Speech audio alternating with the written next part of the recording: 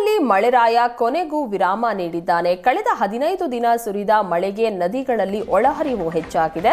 ವಾಡಿಕೆಯ ಮಳೆಗಿಂತ ಶೇಕಡಾ 400ಕ್ಕೂ ಅಧಿಕ ಮಳೆ ಬಿದ್ದಿರೋದ್ರಿಂದ ಹಳ್ಳ ಕೊಳ್ಳಗಳೆಲ್ಲವೂ ತುಂಬಿ ಹರಿತಾ ಇದ್ದಾವೆ. ಸಾಮಾನ್ಯ ನದಿಗಳು ಕೂಡ ಸಮುದ್ರದಂತೆ ಬೋರ್ಗರಿತಾ ಇವೆ. ನಗರಕ್ಕೆ ನೀರುಣಿಸುವ ಸ್ವರ್ಣಾ ನದಿ ತುಂಬಿ ಹರಿತಾ ಇದ್ದು ಹಲವು ವರ್ಷಗಳ ಬಳಿಕ ಕುಡಿಯುವ ನೀರಿನ ಸಮಸ್ಯೆ ಕಂಡುಬಂದಿಲ್ಲ. ಮಳೆಯ ಬಿಡುವಲ್ಲಿ ತುಂಬಿ ಹರಿತಾ ಇರುವಂತಹ ನದಿಗಳು ಮತ್ತು ಅವುಗಳ ಸ್ಥಿತಿಗತಿ ಕುರಿತು ನಮ್ಮ ಉಡುಪಿ ಪ್ರತಿನಿಧಿ ವಾಕ್ಥ್ರೂ ನಡೆಸಿದ್ದಾರೆ. ಬನ್ನಿ ನೋಡೋಣ. ಈ ಬಾರಿ ಮುಂಗಾರು ಅವಧಿಗೂ ಮುನ್ನವೇ ತುಂಬ ಅದ್ದೂರಿಯಾಗಿಯೇ ಎಂಟ್ರಿ ಕೊಟ್ಟಿದೆ ಅಂತಲೇ ಹೇಳಬೇಕು. ನಾವೀಗ ನದಿಯ ಪರಿಸ್ಥಿತಿಗಳನ್ನು ನಿಮಗೆ ತೋರಿಸೋದಾದರೆ ಇಲ್ಲಿ ನಾವು ನೋಡ್ತಾ ಇರುವಂಥದ್ದು ಸ್ವರ್ಣಾ ನದಿ, ಉಡುಪಿ ನಗರಕ್ಕೆ ನೀರುಣಿಸುವಂಥ ಪ್ರಮುಖವಾದ ನದಿ. ಈ ನದಿಯೆಲ್ಲ ಸಮುದ್ರದ ರೀತಿ ಹರಿತಾ ಇರುವಂಥ ಒಂದು ದೃಶ್ಯಾವಳಿ, ಭಾಳ ಅಬ್ಬರಿಸಿಕೊಂಡು ಹೋಗ್ತಾ ಇರುವಂಥ ದೃಶ್ಯಾವಳಿಗಳನ್ನು ನಾವಿಲ್ಲಿ ನೋಡಿದ್ರೆ ಗೊತ್ತಾಗುತ್ತೆ ಯಾವ ರೀತಿ ಮಳೆ ಆಗಿದೆ ಅನ್ನುವಂಥದ್ದು. ಭಾಳ ಮುಖ್ಯವಾಗಿ ಘಟ್ಟ ಪ್ರದೇಶದಲ್ಲಿ, ಅದರಲ್ಲೂ ಮುಖ್ಯವಾಗಿ ಹೆಬ್ರಿ ಕಾರ್ಕಳ ಪ್ರದೇಶದಲ್ಲಿ ವಿಪರೀತವಾಗಿ ಮಳೆ ಬಂದಾಗ ಅಲ್ಲಿ ಹುಟ್ಟಿ ಹರಿಯುವಂಥ ಸ್ವರ್ಣಾ ನದಿ ಈ ರೀತಿಯಾಗಿ ಬಂದು ಉಡುಪಿ ನಗರಕ್ಕೆ ನೀರುಣಿಸುವಂಥದ್ದು. ಸೊ ನಾವಿಲ್ಲಿ ಒಂದು ರೀತಿಯ ಅಲೆಗಳ ರೀತಿಯಲ್ಲಿ, ಸಮುದ್ರದ ಅಲೆಗಳ ರೀತಿಯಲ್ಲಿ ನೀರು ಹರಿದುಕೊಂಡು ಹೋಗುವ ದೃಶ್ಯಾವಳಿಗಳನ್ನು ನೋಡ್ತಾ ಇದ್ದೇವೆ. ಒಂದು ಕಿರು ಅಣೆಕಟ್ಟು ಪ್ರದೇಶದ ಒಂದು ಚಿತ್ರಣ ಇದು.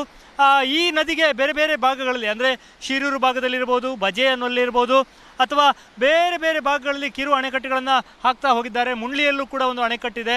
ಎಲ್ಲ ಅಣೆಕಟ್ಟುಗಳು ಕೂಡ ತುಂಬಿ ಹರಿದು ಬರ್ತಾ ಇರುವಂಥ ದೃಶ್ಯಾವಳಿಗಳು. ಕೊನೆಯದಾಗಿ ಇಲ್ಲಿಗೆ ಬಂದಾಗ ಯಾವ ರೀತಿ ನದಿಯ ಪ್ರದೇಶ ಇದೆ ಅನ್ನೋದನ್ನು ನಾವು ನೋಡಿದ್ರೆ ಗೊತ್ತಾಗುತ್ತೆ. ನದಿ ಪಾತ್ರದ ಪ್ರದೇಶಗಳನ್ನು ನೋಡಿದರೆ ಅಲ್ಲೂ ಕೂಡ ಒಂದು ನೆರೆಯ ವಾತಾವರಣ. ಇನ್ನೂ ಮಳೆ ಮುಂದುವರೆದರೆ, ರೆಡ್ ಅಲರ್ಟ್ ಮಳೆ ಬಂದದ್ದೇ ಆದರೆ ಪರಿಸರದ ಆಸುಪಾಸಿನ ತೋಟಗಳಿಗೂ ಕೂಡ ನೀರು ನುಗ್ಗುತ್ತೆ ಮತ್ತು ಅಲ್ಲಿಯ ಜನಜೀವನ ಒಂದು ರೀತಿ ದುಸ್ತರ ಆಗುತ್ತೆ ಅನ್ನುವಂಥದ್ದು ಸ್ಥಳೀಯರು ಹೇಳ್ತಾ ಇರುವಂಥ ಮಾತು. ಸೊ ಸುಮಾರು 16 ವರ್ಷಗಳ ಹಿಂದೆ ಮುಂಗಾರು ಈ ರೀತಿಯಾಗಿ ಸುಮಾರು 10 ದಿನಗಳ ಮುಂಚಿತವಾಗಿ ಬಂದಿತ್ತು ಅಂತ ಹಿರಿಯರೆಲ್ಲ ನೆನಪಿಸ್ಕೊಳ್ತಾರೆ.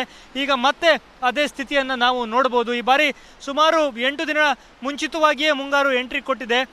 ಕೇರಳ ಮತ್ತು ಕರ್ನಾಟಕದಲ್ಲಿ ಏಕಕಾಲದಲ್ಲಿ ಬಂದಂತಹ ಮುಂಗಾರು ಯಾವ ರೀತಿ ನದಿಗಳನ್ನು ತುಂಬಿ ಹರಿಯುವಂತೆ ಮಾಡಿದೆ ಅನ್ನೋದನ್ನು ನೋಡಿದ್ರೆ ಗೊತ್ತಾಗುತ್ತೆ. ಕೇವಲ ಸ್ವರ್ಣಾ ನದಿ ಅಂತಲ್ಲ, ಉಡುಪಿ ಜಿಲ್ಲೆಯಲ್ಲಿ ಹರಿಯುವಂಥ ಎಲ್ಲ ನದಿಗಳು, ಅದು ಸೀತಾ ನದಿ ಇರ್ಬೋದು ಅಥವಾ ಚಕ್ರಾ ನದಿ ಇರ್ಬೋದು, ಬೇರೆ ಬೇರೆ ಭಾಗಗಳಲ್ಲಿ, ಕುಂದಾಪುರ ಭಾಗದಲ್ಲಿ ಹರಿಯುವಂಥ ಎಲ್ಲ ನದಿಗಳು ಕೂಡ ತುಂಬಿ ಹರಿತಾ ಇದೆ. ಇನ್ನು ಇಲ್ಲಿ ಕೂಡ ಈಗ ನಾವು ನೋಡ್ಬೋದು ಸ್ವಲ್ಪ ಮಳೆ ವಿರಾಮ ಕೊಟ್ಟಿತ್ತು, ಈಗ ಮತ್ತೆ ಮಳೆ ಶುರುವಾಗಿದೆ ಅನ್ನುವಂಥದ್ದು. ಸೊ ಈ ರೀತಿಯ ಮಳೆಯ ವಾತಾವರಣವನ್ನು ಈ ಭಾಗದ ಜನ, ಕರಾವಳಿಯ ಜನ ಕಳೆದ 1-2 ದಶಕಗಳಲ್ಲಿ ನೋಡಿಲ್ಲ. ಅವಧಿಗೂ ಮುನ್ನ ಬಂದಂತಹ ಮಳೆ ಈ ಬಾರಿ ಚಿತ್ರಣವನ್ನೇ ಬದಲು ಮಾಡಿದೆ. ಈ ಅವಧಿಗೂ ಮುನ್ನ ಬಂದಂತಹ ಮುಂಗಾರು ಮಳೆ ಕೃಷಿಗೆ ಅನುಕೂಲ ಆಗುತ್ತೆ.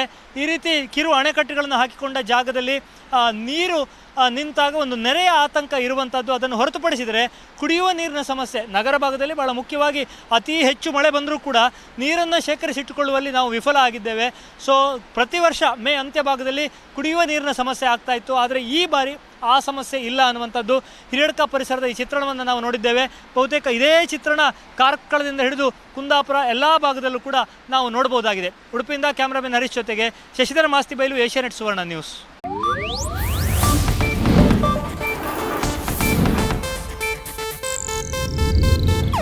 ಇದು ಏಷ್ಯಾನೆಟ್ ನ್ಯೂಸ್ ನೆಟ್ವರ್ಕ್ ಪ್ರಸ್ತುತಿ.